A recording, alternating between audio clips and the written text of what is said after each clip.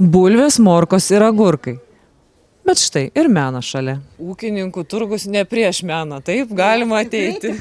Tikrai ne, mes laukiam ir prašom tikrai. Vasarą vaikai ne tik atostogauja, bet ir verslauja. Svarstome kartu su vaikais, kokiais būdais reikia vilioti klientą. Gal šypsena? O reikia pakviesti, prašom prieiti, kaip manai?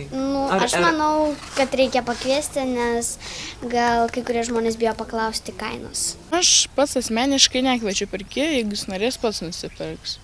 Nes kai kurie neina su pinigais visada ir sustoja, jeigu nori. Turgavietės Tau žemdirbių direktorė pasako, kad jie vaikų verslus skatina ir mokesčių už prekybos vietą iš vaikų tikrai neprašo. Tai vaikai viską prisineša. Jie prisineša, jeigu nebereikalinga, būna uogytės, krapai, česnakai, tiegi kriaušės, obaliai prisirenka, ateina, atsineša savo žaisliukų, su kuriais nori atsisveikinti. Jau jiem nebereikalingi. Tai jie čia maina ir parduoda, jie čia visko daro. Domo senelis pasakoja, anūko verslumo neskatinęs. Kviesdavo tik prie ūkio darbų prisidėti.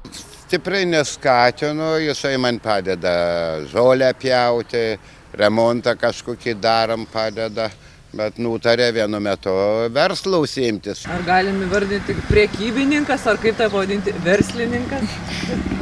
Galim ir verslininkas. Domas rimtas verslininkas.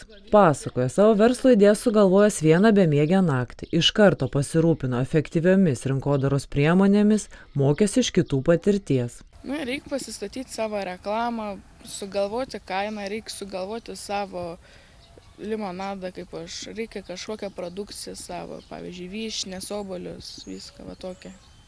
Kad turi būti išskirtinis nuo kito, taip? Ja. Bet iš kur tu tiek daug žinai, kad va taip reikia ir reklamą ir viską, nes atrodo, tau dar tik 12 metų.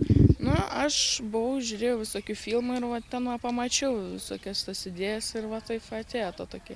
Visą laiką aš gerai vertinu, ne dėl to, kad pinigų gal jie gauna ir tai gerai savo išlaidom, bet kad kūrė, kad daro, kad nebijo ateiti. Gal pati turit vaikų?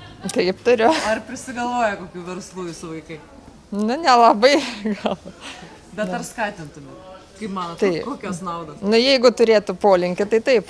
Nebuvimas internete yra pats didžiausias turbūt džiaugsmas dėl tėvų, kada vaikai kažko užsiima. Anot verslininko Domo verslą pradėjo norėdamas daugiau pabendrauti su žmonėmis, o uždirbtas pajamas planuoja taupyti. Tai šiaip pasidėsiu kažkur į taupyklę ar kur. Aš noriu sudirbti savo pinigų.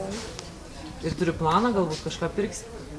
Dar kol kas neturiu, bet pataupyti verta. Ateis kokia bloga diena ir prireiks pinigėlių. Tai...